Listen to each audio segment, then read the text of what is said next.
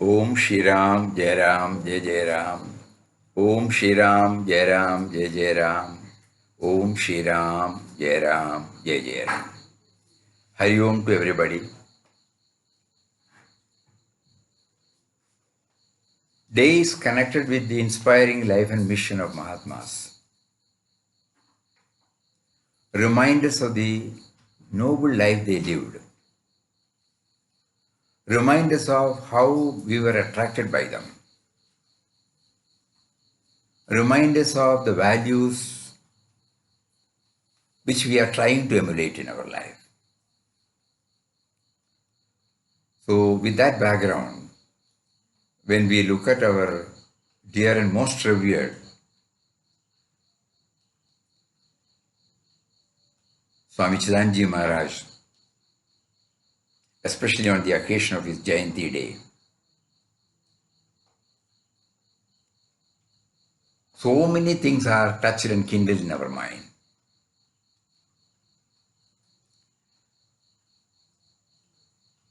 It must have been in 1963 or early 64, we are not very sure. Immediately after Gurudev dropping the body, when Swamiji Maharaj became the president of DLS,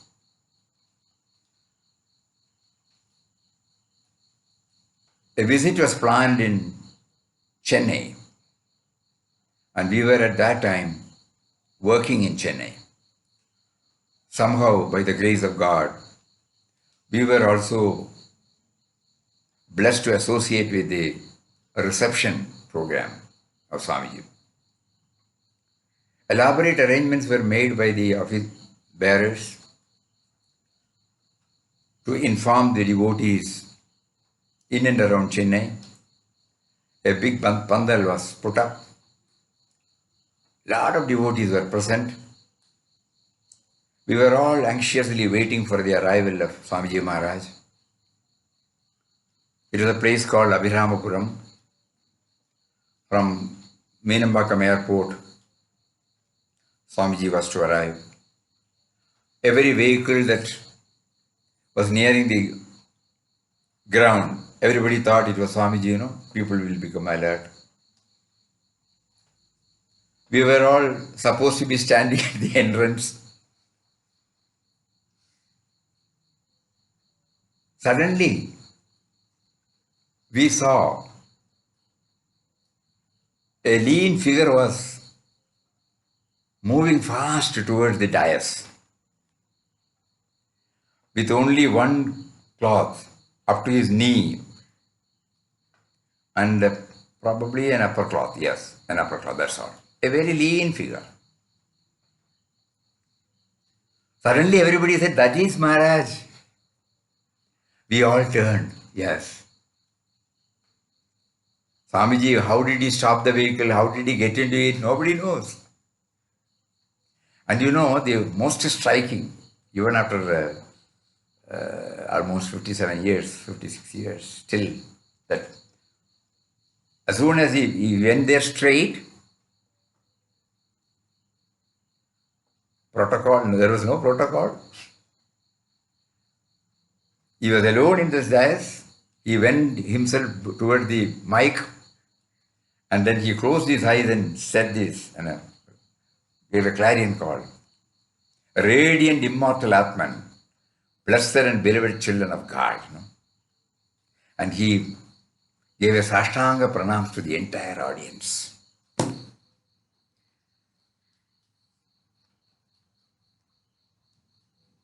We would not have been able to imbibe or emulate this, but it is still fresh in our mind. How a highly evolved soul, when he meets his co-creation, how he is in a position to dwell on the presence of God, radiant immortal Atman. Everybody was thrilled. And he himself was offering to the radiant immortal Atman in the form of all the people who were assembled there by giving a Sashtanga Dandavat Pranams. Okay, this is how we are remembering first.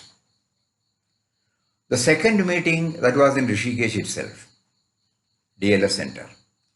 It must have been in 1970, where we went and stayed for a few days.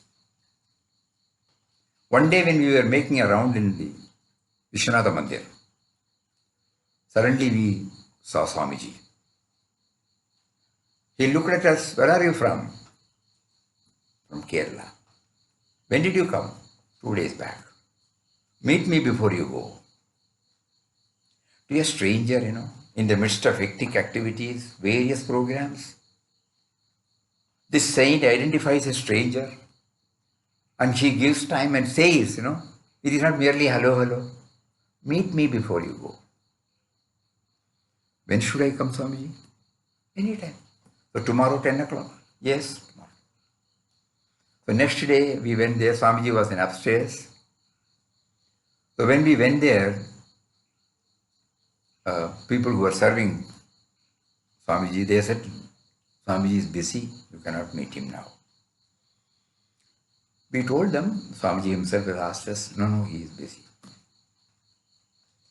Out of their dedication, out of their 100% love and reverence for him, probably they thought that he needed some rest or something like that, or he must have been involved in some work. So we came back. On those days, in the evening satsang, Swamiji Maharaj himself will come there. So after the program was over, suddenly he looked at us and said, "You did not come today." The care and concern, for a stranger. So we said in a low tone, "Swamiji, we came there. We were told you were busy, so we couldn't come. Tomorrow can I come?" "Yeah." "Suppose they say you are busy, what should I do?" "Just walk in." There was no comment about anybody. Next day, as usual, we went there. The same thing was repeated. So finally, we said, "You kindly go inside and find out whether Maharaj is free. If Swamiji Maharaj is busy, we will go. Otherwise, we will not go." He specifically asked us to come. So they went inside and immediately said, "You please come." How should I explain it? The room must have been about 10 by 10 or 10 by 12. There was no single furniture there. Swamiji Maharaj was sitting on the floor with some books, some agarbatti, some biscuits. And then when we prostrated and when he said, asked us to sit near him, then he asked, "Where are you from?" We said, "We are from Wayanad." Wayanad is near Calicut. At that time we were also working with a coffee planter. So he said, "Have you gone to Anandashram?" "Yes, Swamiji." "Then why did you come here?" And he smiled and said, "Good. If you have met Mataji, that is enough."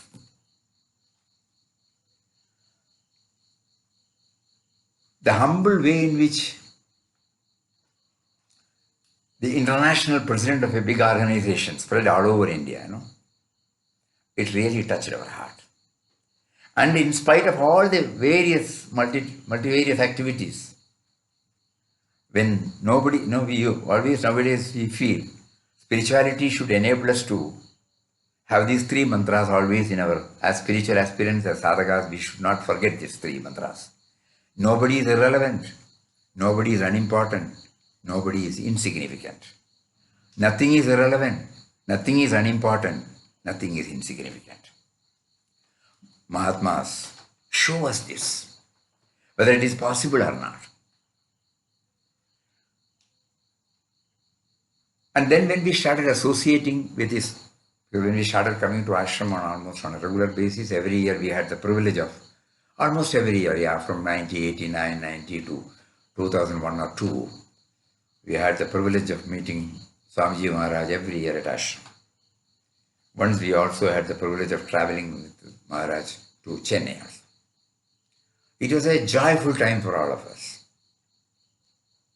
Only it was a tough time for us to transcribe his talks, because suddenly he will switch from one language to another. He's so natural, So we have the tape recorder and then read it for, hear it here again and again, because we don't want to miss one particular single word. And Swamiji was, in a relaxed mood, everything comes from him.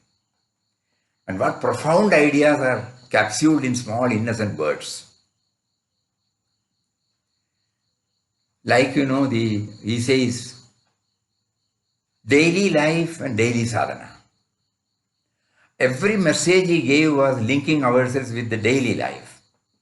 It was not giving a tall lecture about Shastras, He was addressing to the man in the field, a householder, a professional, a social worker, a spiritual aspirant. At all levels, they can receive this.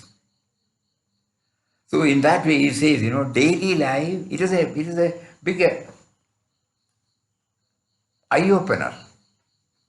Normally, the tendency is there, this is spiritual, this is non-spiritual. Going to ashram, meeting a saint, doing Ramnam, involving in bhajans, involving in swadhyaya, visiting holy places. All these things are spiritual. And leading a family life, professional life, social life, these are all mundane. But Swamiji demolishes that barrier. He says daily life is an opportunity for us to test what all we are trying to assimilate from our spiritual discipline. That means every moment, because our so-called allotted time for the spiritual disciplines are limited. Compared to 18 or 19 hours in our waking hours. Out of 18 hours, probably hardly 1 hour or 2 hours we may be setting apart for this. But rest of the time, non-chanting time or non-labeled spiritual exercise time. How do we maintain the same thing? We thought it was separate. It is impossible, Then here he comes and says, daily life is an opportunity given to us to test what all we are trying to imbibe through various spiritual disciplines. So when we say we are progressing, we want to progress in the spiritual path, we should also equally progress in our humane touch. He will say, the touchstone, that's the word he used in one of his messages. What is happening to me? Am I becoming a good citizen? Am I becoming a good neighbor? We can add, am I becoming a good employer, good employee? Am I becoming a good son to my parents? Am I becoming a good parent to my children? Am I becoming a good boss? Am I becoming a responsible social being? That is how the daily life and spirituality is linked. So all my spiritual disciplines which I do must be reflected in my daily dealings with men and matters. It is a wonderful revelation to us. And when he talks about Guru, one of the most striking, Swamiji Maharaj doesn't want us to localize our Guru to a particular form, to a particular place. In one of his messages, he written, we will just try to read. Gurudev's presence is not only confined to Ananda Kutir or the Samadhi Mandir. He is not only all-pervasive in this holy Shivananda Ashram, but it lives and moves in and through us.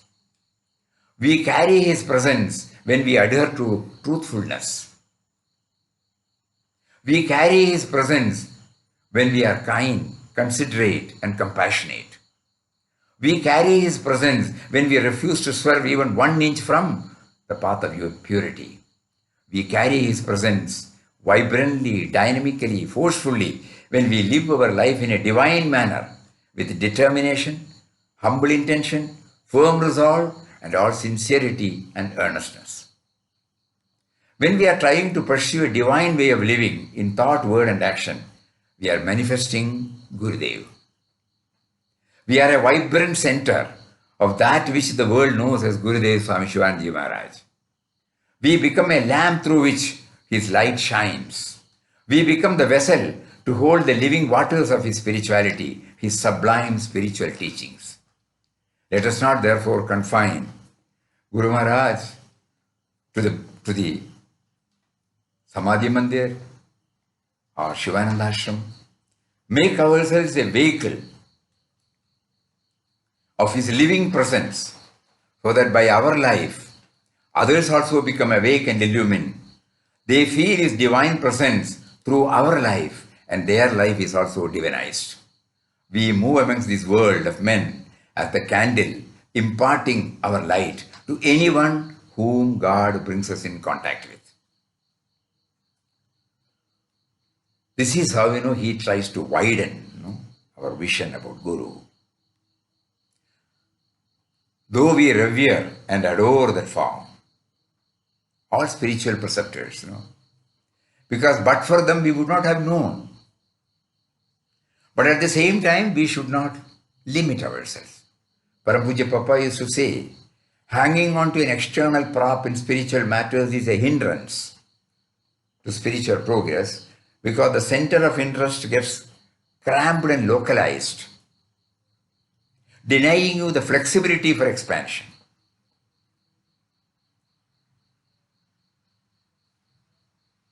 And elsewhere, Swamiji Maharaj says, looking at you, the world should know who your Guru is. So that means my mere vocal appreciation is not enough. My mental acceptance is not enough. I must be able to live up to what is expected of me by my Guru. I may fail, I may forget. I can plead with my Guru, who is seated now as a remembrance in my heart, to pull me up whenever I go off the track. So these two words of Swamiji Maharaj. One is about the not localizing the Guru to a particular form, to a particular place. But at the same time, it's a great responsibility on us. When we say we are Gurudev's disciples or Papa's disciples, it's the greatest responsibility. There should be an honest and earnest effort on our part to live up to what is expected of us.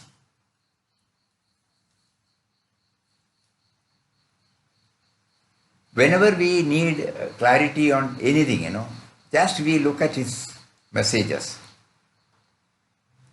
It becomes handy, it becomes simple. And Swamiji is the simplest. Only later on when some limitation was there, it was difficult to get easy access towards him. But otherwise, Swamiji did not observe any protocol. One more thing we remember. Yeah. We explained about the 1970 episode in Shivananda Ashram when we were there. After that in 89, not 89, sorry, 90, yes, 90.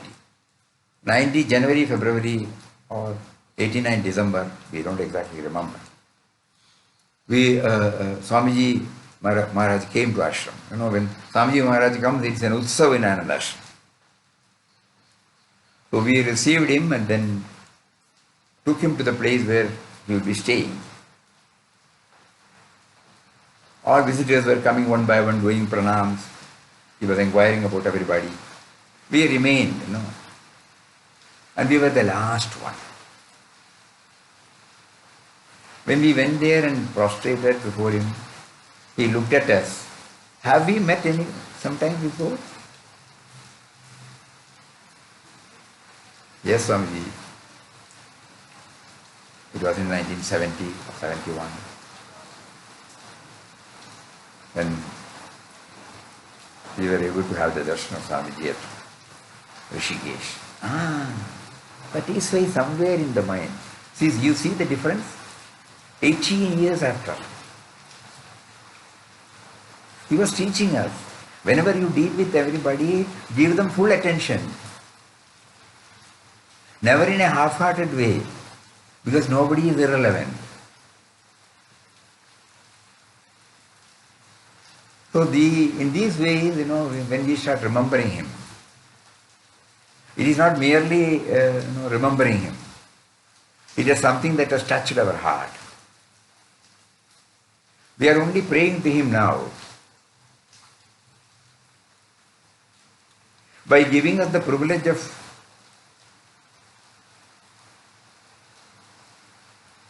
having your darshan and associating with your thoughts to a very small extent. You are a source of perennial inspiration for us. But Swamiji, now you are in the form of remembrance in our heart. Whenever we are off from the track, you have to pull us up. Any incident, he will be able to bring the spiritual background behind it. Yes, now we remember. Once when he was there, during, it was Mataji's Samadhi day, so the flag hoisting goes on. On these specific days, our flag will be hoisted. So at that time, Swamiji did the flag hoisting. And after the flag hoisting, or before the flag hoisting, he explained what does it symbolically stand for. Otherwise, every time we used to go, we raise there is a song attached to it, Janda Unja Rahe Hamara, Rama Nama Hai Pran Hamara. Like that, there is a prayer there, just like Raghupada Raghavaraja. But nowadays, no, because that one speech, every time when we go to the flag post and we look at it, we remember. So like that, every time it was a joyful thing to be in the midst of Swamiji and to remember him and the way in which he made himself known to us through his very life. I won't say only words. Once he was going from the place where he stayed to the Samadhi Mandir. As he was entering, somebody unknowingly, unwittingly had twisted the leaf of some flower plants and it was thrown unknowingly.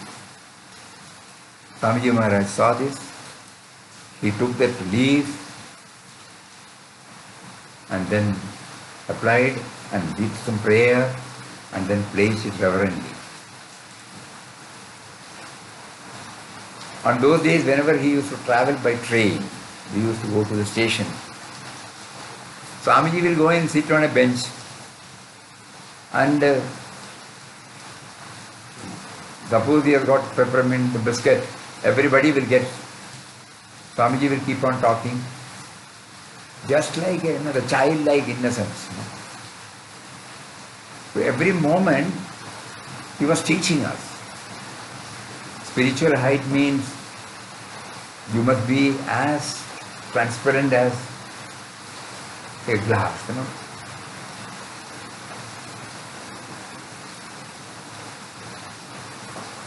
Opaque, translucent, transparent. We should be like the transparent medium. Everything should be visible. And we are only praying that let the three mantras get grounded in us. That nobody is irrelevant, nobody is unimportant, nobody is insignificant. From the minutest to the grossest, we should be able to see him. Otherwise, all our spiritual discipline should zero to that. And another point is that there should be total self-effacement. We should be very clear, as Mahatma Gandhi used to say, that the ultimate aim is to become zero. Zero in the sense not physically zero. Physically we can't, unless he calls us to drop the body. But what is meant is that as an individual I don't exist by myself. As an individual I cannot function independently. It is because of him only I am what I am. When that be the case, he is there in everybody. So how can I ignore anybody? Any creation for that matter. So these are some of the thoughts which welled up in our mind. There are many things that are coming when we go through his teachings. But when we mentally bring before our vision and catch hold of his feet and pray to him from the bottom of our heart to bless us with what is expected of us. We also reverently remember the meeting we had with Swamiji Maharaj in Dehradun. It must have been in 2002 or 3. After that we couldn't go and Swamiji Maharaj couldn't come. But we still remember when everybody was reminding, we were taking a rest. So we went there. We have to catch the train at about 9:30. Swamiji Maharaj came to the room at about 5 or 5:30 and started talking. 6:30, 7 o'clock, somebody reminded they have to catch the train. He said, I know. And before that, Swamiji had prepared the prasad also and blessed us profusely. That meeting we can never forget. Even today, if we are in a position to remember something and say something about Swamiji Maharaj, it is only because of his unbounded love and his grace and blessings on us. Please, Swamiji, kindly keep on pouring your blessings on us so that, our march toward the ultimate becomes hastened and we become worthy of calling ourselves as disciples of Mahatmas like Swamiji Maharaj. Prostrations to his holy feet. Hari Om, Om Shri Ram, Jai Ram, Jai Jai.